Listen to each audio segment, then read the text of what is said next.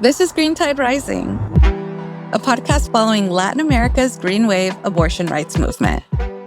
And how it's unveiling a blueprint for global reproductive freedom. I'm Monica Morales Garcia. And I'm Asha Dyer.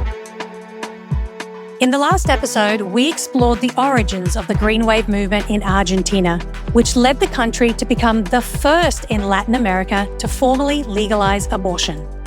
But in this episode, we are headed to El Salvador, where abortion is illegal under any and all circumstances. This is a country that is considered one of the most dangerous places in the world for women, according to the United Nations. And how did they get here? Well, keep listening to hear the eye-opening history, how the United States played a leading role in this, and how everyday women like Teodora Vasquez are shouldering the brutal burden of the Salvadoran regime. Despite this, however, she has found a way to fight back and empower other women like her to do the same. So be sure to listen all the way to the end to learn more. And a quick audience advisory warning before we begin. We do mention police violence, near-fatal pregnancy loss, and detailed descriptions of blood. Please take care while listening. El viernes 13 de julio de 2007. Tenía como mis 9 meses de embarazo, ¿verdad? It was a Friday the 13th, July 2007. During this time of the year, it's wet season in El Salvador. So it rains and bursts throughout the day, while keeping a high of 80 degrees. And on that Friday, it was Teodora Vasquez's last day at work. She was 24 and working at a college coffee shop in the capital of El Salvador, San Salvador. After her shift, she was going to go to her parents' house, over 3 hours away. And there, she was going to wait to give birth to her baby girl. Yo dije, bueno, voy a terminar, ahora era viernes, entonces yo dije, bueno, hoy es viernes, ya mañana es sábado, voy a terminar este día de trabajar y mañana ya era un acuerdo. Me voy para donde mi mamá y me quedo allá a esperar a mi bebé. Era el plan mío. That was her plan. Teodora had 15 days before her due date, and she tried to work right up until she couldn't anymore. During the school year, Teodora lived at the college and would send most of her money back to her parents and her 3-year-old toddler. Her partner was doing the same. The plan was to all get together on Saturday. Y estaba muy feliz de dar a luz a mi bebé, pues tenía muchas ganas de conocerla, de poder estar con ella y compartir. She was so excited. But she says the worst parts of being pregnant is how much time you spend imagining what your life is going to be like after the baby comes. Creo que una de las ilusiones más grandes es ver pues, que durante tanto tiempo, a lo largo de 9 meses esperando, pues, y de pronto saber que ya se llegó el día de conocerla, pues de verdad que a mí me hacía mucha ilusión. She was looking forward to this new chapter in her life, building her little family. But that Friday at work, she wasn't feeling well. Y ese día, durante el tiempo de trabajo, yo hablé con el director de la escuela, hablé con una profesora, le dije de que me sentía mal, que iba a ir al hospital. Her pain started around 5 o'clock. She told her co-workers, the director of the school, and a professor that she wasn't feeling well and wanted to go to the hospital after her shift. But by 7 p.m., many of her colleagues had left work early. Ellos se subieron a su vehículo y se fueron. Me dejaron a mí ahí con el dolor. She was alone. She remembers, one by one, people got into their cars and drove off. And the pain was only getting worse. So she called an ambulance. Y solo me dijeron, ya va a venir la ambulancia. Y mirándome en las condiciones que estaba. No one stayed back with her. She still can't forget the woman who told her, "Don't worry, an ambulance will be on its way," and then left. Ahora que reacciona, lástima que ella murió. Le voy a pegar. De veras que reacciona y yo digo, ¿por qué no me ayudó? O sea, ¿por qué no se quedó conmigo? In retrospect, she's able to laugh about it. Like, if I saw those people again, I don't know what I'd do. But she still didn't understand why they didn't help her, or why she had to call the ambulance herself. Entonces, hice llamadas telefónicas a la ambulancia. A mí no se me ocurrió otro número más que el 911 y pedí la ambulancia para que me llegaran a traer. She couldn't remember any number but 911. Y de igual forma, pues comenté la situación en la que yo me encontraba, ¿verdad? Les dije de que estaba de parto y que necesitaba que llegaran por mí. She told the 911 dispatch that she was alone, in labor, and someone needed to come get her. Llamadas no llegaron. No one came. Teodora said she called again and again and again. Dispatch would answer and tell her someone was already on their way, but no one was coming. No tengo el resumen total de cuántas llamadas hice, pero entre 5 o 7 ahí está. Y en cada llamada que hacía, la operadora me decía de que ya estaban en camino, pero no llegaron. She doesn't remember exactly how many times she called, but it was at least 5. All she does remember is that she was in so much pain from labor, she lost consciousness. Entonces mi bebé nació allí. Lamentablemente pues yo quedé inconsciente y luego cuando ya llegaron, pues ya yo mi hija estaba muerta y yo había perdido conocimiento. When she regained consciousness, she was in a pool of her own blood. She had apparently given birth, but her baby girl was dead. Entonces, a partir de allí, pues me acusaron de que yo había asesinado a mi recién nacida. Hours passed. The police finally arrived. But when they saw the situation, they accused Teodora of aggravated homicide. Sin ningún argumento, sin algo que determinara la muerte de mi recién nacida, ¿verdad? Porque hasta el momento, hasta el día de ahora, no se ha logrado determinar cuál fue la causa de la muerte de mi recién nacida. So the fact of the matter is, we will never know the actual cause of death of Teodora's baby girl. According to a medical examiner who later analyzed the case, Teodora's baby never took her first breath. She had died before she was born. In contradiction, the state decided that it was an abortion, which caused her to be prosecuted. The only thing that we do know for sure is that no one came to help her, and the state never took responsibility for not arriving sooner. Entonces, para mi punto de vista, yo soy inocente, ¿verdad? Pero lamentablemente para el Estado salvadoreño, yo soy culpable hasta la fecha. To this day, Teodora remains steadfast in her innocence. Unfortunately, she says, the Salvadoran state didn't agree and still doesn't. After declaring she was a murderer, the policeman put her in an open-air convertible vehicle, which was not covered in the back. It was raining.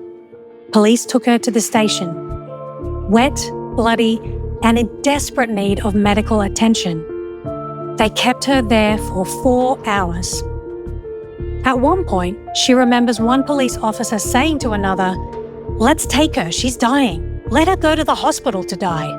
Y bueno, pues entonces, eso pasó el 13 de julio.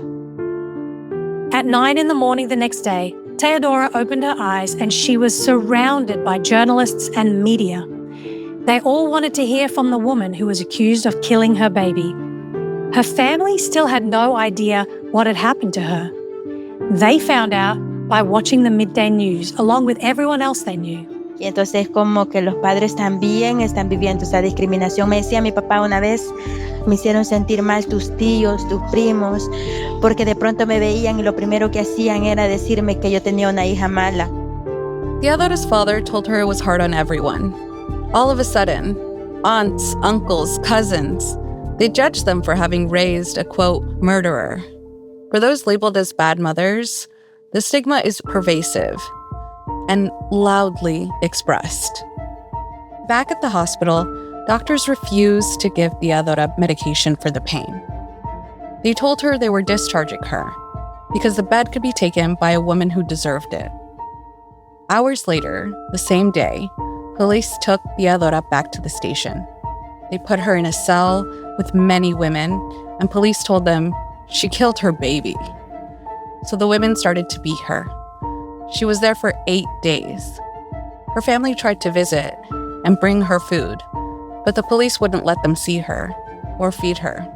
She says they wanted her to die, and slowly. Yo tenía la esperanza que en algún determinado momento se lograra tener la verdad de lo que había pasado, pero lamentablemente pues eso no pasaba porque para toda la gente sos culpable y no hay nadie más que te mueva de ahí, o sea, estás ahí, sos culpable y nada, pues no pasa nada. Entonces prácticamente llega un momento en que te resignas a que venga y que pase lo que tenga que pasar, y solamente tener esa fe, esa certeza de que pues algún día, la verdad es que yo lo que pensaba era que algún día iba a salir, pues. Teodora would spend the next 11 years incarcerated. She was part of the first 17 women to be prosecuted for an obstetric emergency. But since 2009, at least 180 more cases have been filed. This is Green Tide Rising. Don't go anywhere.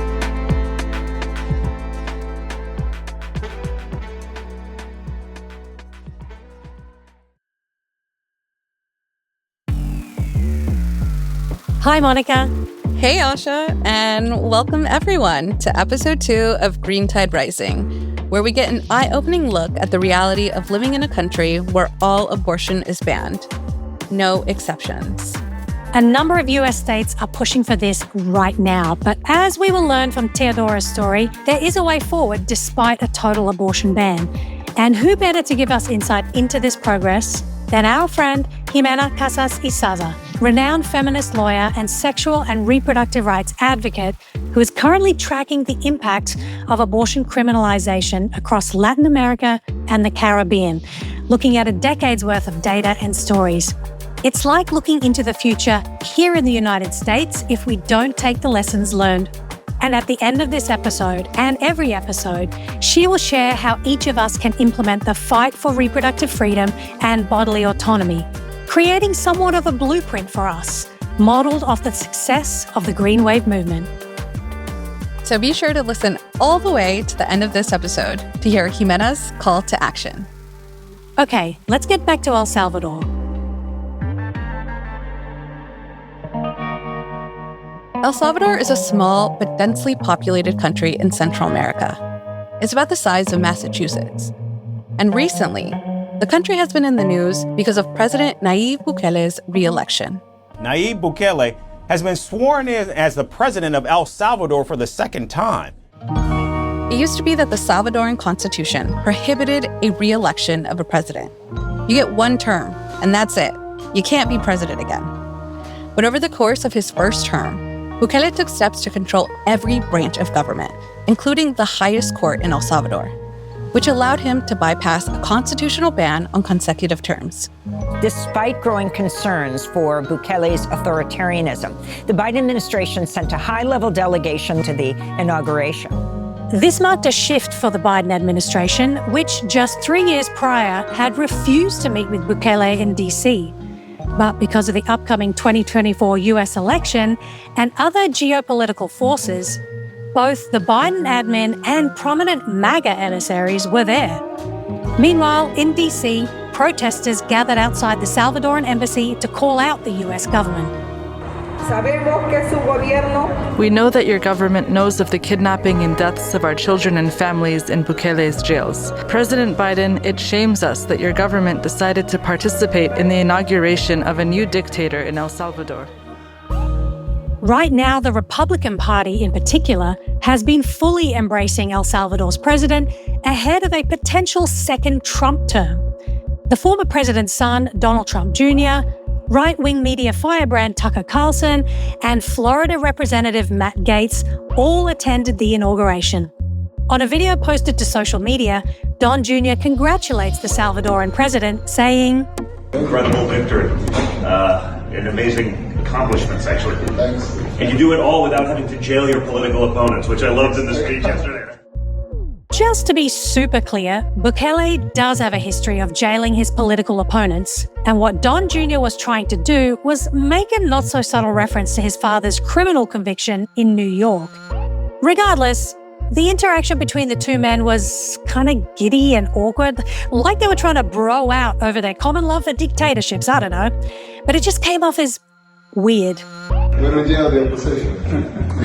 Thank you so much. Thank you. President El Salvador has increasingly engaged anti-democratic policies, and a number of people, including Matt Gaetz in the United States, have talked about how we need to study what's happening in El Salvador and adopt some of these policies in the U.S. Hello? Do you hear what's happening? This is Jocelyn Viterna, a professor of sociology and the chair of Women, Gender, and Sexuality Studies at Harvard. So it's definitely a movement of ideas between the two countries. It's not a one-way passage of information. Donald Trump Jr.'s awkward, weird comments unintentionally pointed to a much deeper irony in El Salvador's history. And full disclosure, my father fled El Salvador in the 80s, during the Civil War. Lots of my family fled from the region. My dad was only a teenager when his mother, scared for his life, forced him to leave the country. Today, Salvadorans are the third largest population of Latinos living in the United States. The diaspora is large, and part of the reason I'm here, talking to you right now, is because of this history. We have to remember that this was the height of the Cold War, and there were real concerns about what would happen if the Soviet Union took more power in the Western Hemisphere. And so Reagan famously talked about drawing a line in the sand in El Salvador. And so after Cuba had its communist revolution, in less than 4 years, Fidel Castro has allowed himself to become dominated by Russia. Her support now constitutes a threat to Western security. And after Nicaragua had its communist revolution, Nicaragua has become the first Soviet foothold on the continent of the Americas. There was a real sense that when the revolutionary movement moved to El Salvador, that the United States wanted to stop that. Some geographic context here. El Salvador is only a short 3-hour flight from Dallas, and that's important to know when we get into the details of why President Reagan set his sights on this tiny country in the 1980s. So let's go back to Jocelyn with the history. And here's where we begin to learn how the extreme anti-abortion rhetoric and policies in both the US and El Salvador start to intertwine and rear their ugly heads. So from the beginning, the United States began to fund the counter-guerrilla movements in El Salvador, the counter-FMLN movements. If we do not act promptly and decisively in defense of freedom, new Cubas will arise from the ruins of today's conflicts.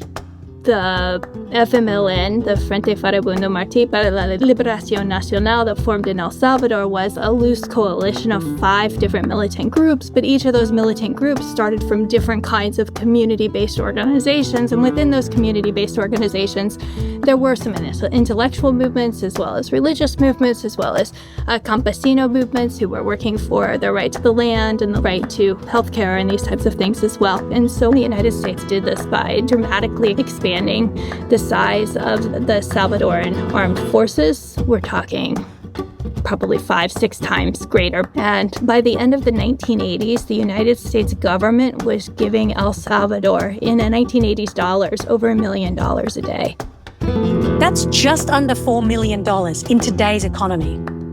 To fight this insurgent army that was largely comprised of poor campesinos who, many of them joined the FMLN because they wanted change, but many of them joined because the war came to their village and they could sit down and die or they could join one of the sides, and they typically tended to join the FMLN guerrilla side. It was difficult for people to avoid being part of the war in some way or another. Heavy international funding was going to both sides. But the U.S. was funding the human rights abuses of the Salvadoran government, including death squads and widespread massacres of innocent civilians. But I think what happened over the course of the war was that there became a real focus on painting one side as radical and the other side as righteous, and both sides were trying to do this, right? With a research team, Jocelyn has gathered a lot of data on the opinions of activists, politicians, and regular folks with ideological perspectives on both the left and right. And one of the things that came out of my interviews was that when people were trying to talk about why the state was so evil, they oftentimes used really gendered language. They would talk about how the situation was so bad that even women had to fight in the war. And we talk about how the state armies were so bad that they would rape the women and they would cut babies out of pregnant women's bellies. There were these kinds of very gendered notions that were oftentimes used to decide who were the good guys and who were the bad guys during the war. But I think we long have had this notion that when we talk about women and children, we're talking about sort of these righteous righteous, apolitical understandings, even though we had a lot of women doing very gender-bending kinds of activities during the war. Women did fight as guerrillas. They did serve as commanders. They were radio operators, field doctors, and sometimes even spies. So there were a lot of ways that women became very critical to the FMLN's success and to the way the war went forward. But it was really remarkable to me when I did these interviews that the ways that these women took on non-traditional, more powerful roles was always framed as an exception to the time and not something that really happened. In many ways, the feminist movement didn't grow as much as you'd think. But how could it? The Civil War lasted 12 years. 80,000 people died and disappeared. An estimated 1 million people were displaced during the war, many of whom fled to the United States. In 1992, peace accords ended the Civil War. They called for a final ceasefire with the disarmament, demobilization, and reintegration of the armed groups, and brought comprehensive reform to El Salvador. The country had to rebuild its infrastructure from scratch, including the FMLN. They had to figure out how to transform a militant organization into a political party that could run a presidential campaign in the next 2 years. But women in the FMLN did not see themselves reflected in the peace accords. They saw that their contributions were being erased. Here is Morena Herrera, FMLN militant turned feminist activist, reflecting on that moment. Cuando revisamos los acuerdos de paz, no nos encontramos ahí. Decíamos, pero ¿por qué no estamos las mujeres aquí? Entonces, fue en defensa propia y en defensa de todas las mujeres. Dijimos, no, de aquí para adelante, las luchas únicamente que nos reconozcan también en prioridad, que pongan nuestros derechos por delante también. Esa fue la decisión y fue una decisión que me cambió la vida también. Morena founded the country's first feminist organization, Citizens Group for the Decriminalization of Abortion. She said that the founding of that organization, it changed her life, and it would end up saving the lives of many others. But that took years. So what happened next was somewhat unexpected. Here's Jocelyn again to explain more. And on the conservative side, the Arena Party, they didn't have a lot to offer the poor. They didn't know what to argue in these democratic elections. So they looked at the world around them, and what was happening in the world was there was a huge debate about abortion at the time. The year the peace accords happened, you also began to see the first anti-abortion editorials and articles appear in Salvadoran newspapers. And so we start to see this language of abortion rights coming into El Salvador in 1994 and really taking off by the 1997 elections. This is a fragile time for the country. Everyone in El Salvador is rebuilding, including political powers. And working with the church, the right wing began proposing that El Salvador could protect its sovereignty and the lives of unborn Salvadorans from the UN takeover by passing stronger anti-abortion legislation.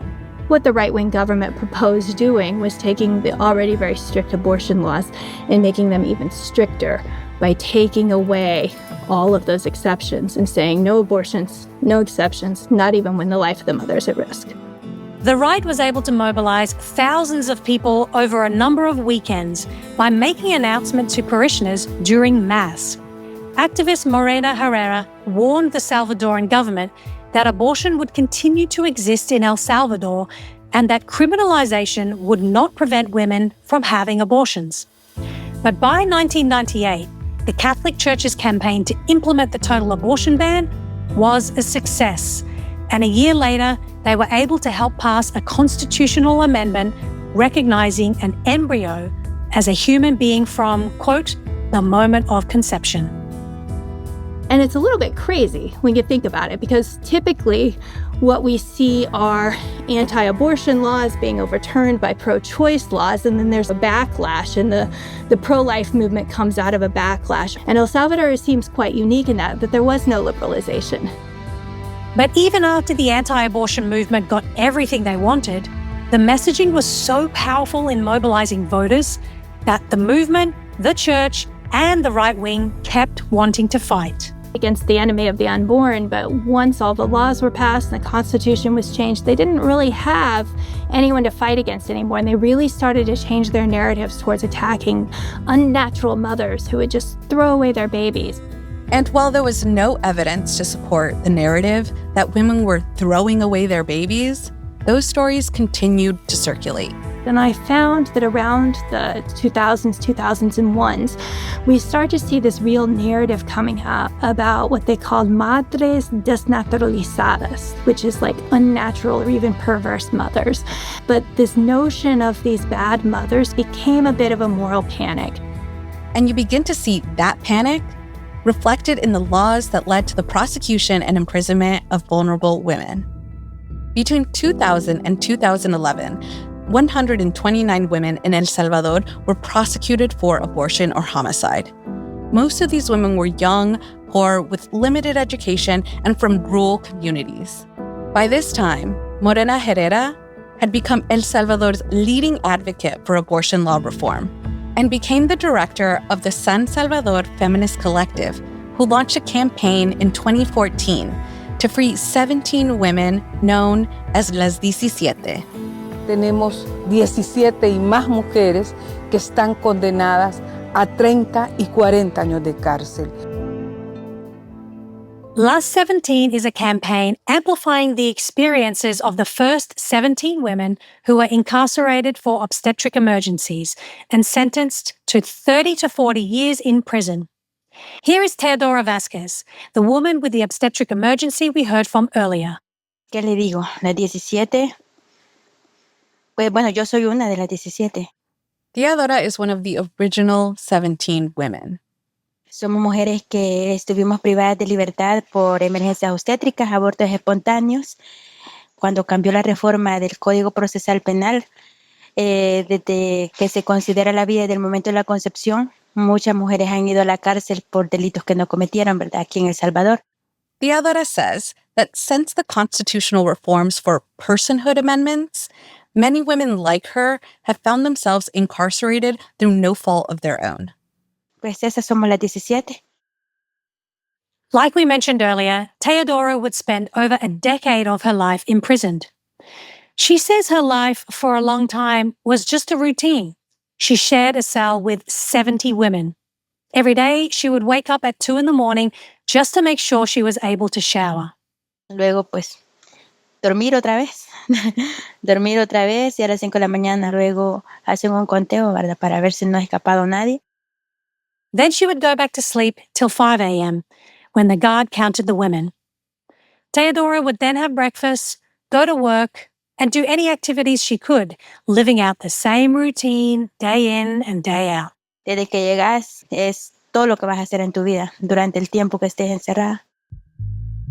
But one day, a researcher and a team came into the jails. Once again, here's Jocelyn. So I started working with women who were incarcerated for what appeared to be obstetrical emergencies. They lost the baby that they were carrying, typically a wanted baby, and they were put in jail first for abortion and then for what they were called the aggravated homicide.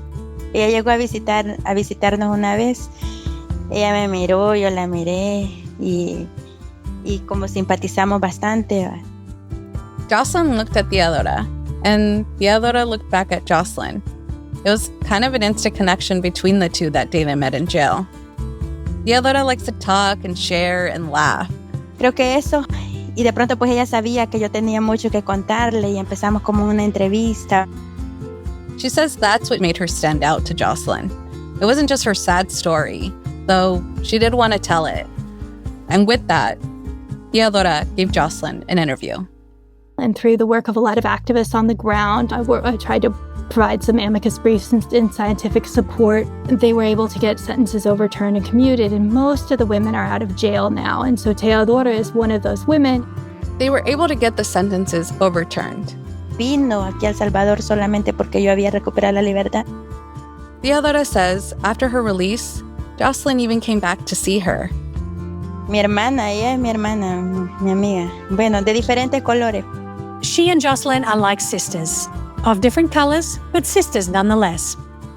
But after Teodora was free, the realities of what life is like for a woman like her with all the stigmas now attached to Teodora, was not what she imagined. Yo decía, el día que yo salga, lo primero que voy a hacer es comerme una hamburguesa, una pizza, pollo. She thought the first thing she would do was eat everything she couldn't eat while in jail. Me imaginaba los platos más exquisitos del mundo. Pero la realidad es que cuando ya salí, sabía que tenía que tener dinero para quererme comprar una pizza. But now that Teodora was out in the real world, you needed money to buy pizza, and you needed a job to have money. And the jobs for a woman who had spent a decade in jail for homicide were non-existent. And remember, Teodora went into jail in 2007, around the time smartphones just came into the US market.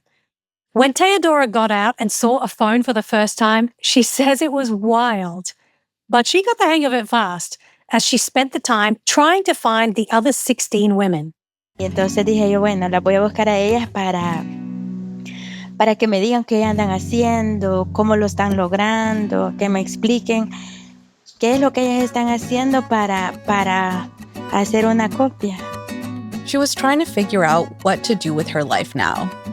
And she hoped that she'd be able to meet a friend and get some guidance. Pero lo que pasa es que cuando ya me puse a buscar a todas estas mujeres, me di cuenta de que todas estaban viviendo situaciones muy difíciles.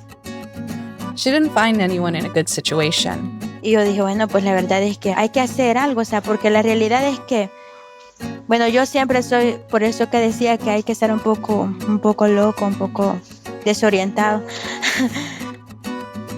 She says, you gotta be a little bit crazy to want to do this. She wanted these women to be okay. She herself wanted to be okay. And in fact, more than okay. They wanted decent jobs, to go to college, to receive the healthcare they never got, and to help heal from what they had just been through. So, together, they organized. Y entonces, es la primera organización en El Salvador de mujeres privadas de libertad. No hay otra, solo somos nosotras, Mujeres Libres El Salvador. Mujeres Libres is the first organization in El Salvador looking to better the lives of women who have been incarcerated. It's part mutual aid fund, part a place where women can get resources and healthcare services, and it's also a house where women who have been incarcerated for obstetric emergencies can live and rebuild their lives. After losing so many years of their lives, losing most of their possessions and everything else, losing contact with their children and trying to rebuild their lives after that, they're also doing a lot of work to try and educate themselves and then in turn educate others to make sure their stories don't repeat themselves. One of the things Mujeres Libres has asked me to do is to give them a weekly course on Zoom about human rights and gender rights and what's gender and what's sexuality and how does reproduction work and what kinds of rights do people have. Teodora told us that they even have homework. Ahorita tenemos una tarea y la tarea que tenemos es ir donde una persona, ya sea vecina o persona que no sepa mucho y decirle, mire, ¿ha escuchado usted la palabra feminismo? And it's been such a remarkable experience because I can bring sort of book level knowledge, but then they're the ones that bring the knowledge of what it's like to grow up as a child in El Salvador. And there's this great meeting of minds. So when I talked to them about what my research was about, and they said, but why were people so intent on putting us in jail when there was no evidence that we'd done anything wrong? I told them my theory that it was convenient. It got them political power, and the poor women oftentimes don't have the power to fight back. And they were all very quiet and sad when they heard that. And the next week I got online, and one of the women started to say, Jocelyn, we have another example for you. And I was like, what? She said, well, there was a story in El Salvador this week. This is very tragic, but a young girl was walking home by herself, and she was assaulted, raped, and killed by men. And the government arrested the girl's mother for negligence. And so the women said, so we think this is a parallel case to our own. We think President Bukele has built his brand on fighting crime, and there's no more crime in El Salvador. And suddenly there was this horrific crime happened, and that's going to destroy his brand. So he has to change the narrative and throw the blame on a poor woman with no power to maintain his political agenda. And I just kind of like dropped the mic, like my work here's done, you know. Yo solamente quiero decir que yo soy Mujeres Libres, mi nombre es Teodora Vasquez y luchamos para que nuestra historia no se repita en las generaciones futuras.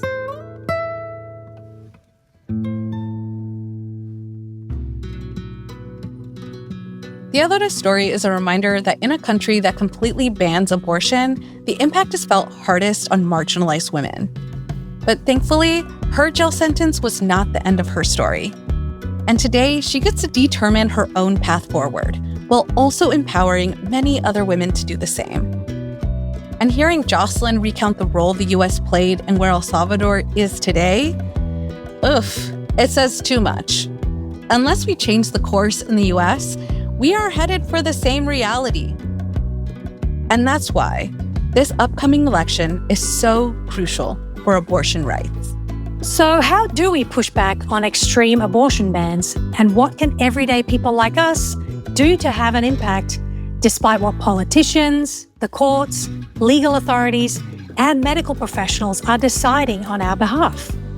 Let's check in with our friend Jimena, the feminist human rights lawyer whose study looking at the impact of abortion criminalization is both a warning signal and a blueprint of sorts on how to fight back. So, Jimena, what can we in the US specifically learn from the movements in El Salvador? What we can learn from El Salvador is that the criminalization of abortion undermines the ability of women, girls, and pregnant people to access an essential reproductive health care services. It is also a cruel policy that must end, and hospitals should not be a revolving door to prisons, and women should not be criminalized for having an obstetric emergency, and nor for deciding if they want or not to have children and when they have to have them. We are seeing outside of El Salvador that abortion restrictions do not stop abortion from happening. Medical abortion, which are known as abortion pills, we are seeing that now are becoming more used. And we know from data that when they are taken, indicates could be very safe and successful. However, if abortion restrictions and stigma continues, the access to these services is very limited. And if you are in a vulnerable situation due to your economic status or your race, or if you are a migrant, you may not have access to the safe pills and to the reliable information. And this is where all these feminist activists and the disobedience becomes an asset, because for years they have been working with a network of healthcare providers to provide information, and that healthcare is a human right that should be guaranteed to everyone and not a privilege only for some. And until this become a reality, the need of these feminist activists and this disobedience is going to be necessary. So what are the most powerful aspects of Teodora's personal story that we should be paying attention to? Because, that grassroots movement, that is really powerful. I think this solidarity is so powerful, and it really talks about the core of our movement and the importance of grassroots organizations. And when we face many challenges, we can flip the situation by generating innovative ideas, as Mujeres Libres shows. But I think no one should have to go through what Teodora went through to become an activist. Her story, as well as the story of many of the Salvadorian women known as the 17 plus, are stories of resistance. Mujeres Libres is an example on how they have connected with these marginalized and stigmatized populations, and how they play a crucial role in supporting women who have faced incarceration due to obstetric emergencies, and how to provide a lifeline for women in the intersection of reproductive health, legal restrictions, and social stigma. Eliminating stigma by amplifying these true stories about abortion criminalization is something we can all do and get behind, whether you have a large platform or small. Even simply by sharing content on your fave social media platform, you are doing something. Jimena, can you explain how this kind of discourse is critical to the Green Wave strategy in terms of pushing back against the political and legal status quo? I think that is the importance of us in our movement to change that narrative and to explain the impact that it really makes having criminalized abortion and why it could happen to anyone and why it could be becoming a terrifying fact that if you have an emergency and you want to go there to doctors take care of you, not to end in a police station. So I think that's why it's so important that we have these stories, we are able to talk and to have this conversation so we can change that narrative that is only based on stereotypes and not adequate information. Trying to make sure that we have healthy families and we have a desired motherhood and we understand these stories and we try to learn a little bit more, we will see the importance of this fight and the importance of these human rights. And I think it is important that we as a society, we don't let that stigma blind us. We should strive to understand and empathize with the situations. No woman should have to face what Teodora or any of the other 38 women that were imprisoned in El Salvador for obstetric emergencies went through.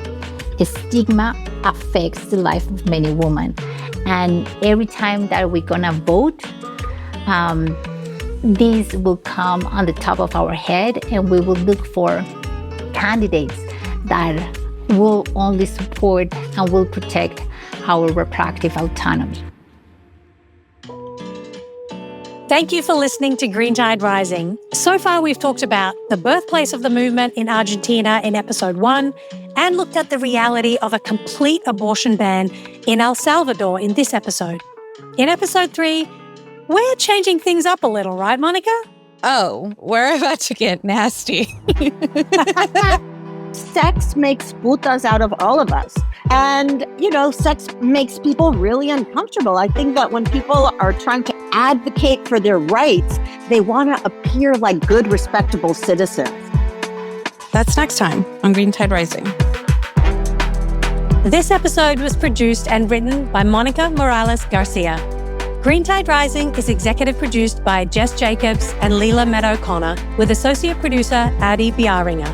And produced in partnership with Pod People. Our theme music was composed by Andres Aspiri.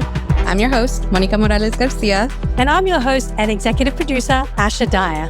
Join us again on Green Tide Rising. And in the meantime, head over to our YouTube channel to watch and share our accompanying video series, Entonces, link in the show notes. You can also find us on social media and see more about this episode on our website, greentiderising.com. Subscribe and listen wherever you get your podcasts. Bye for now. Adios.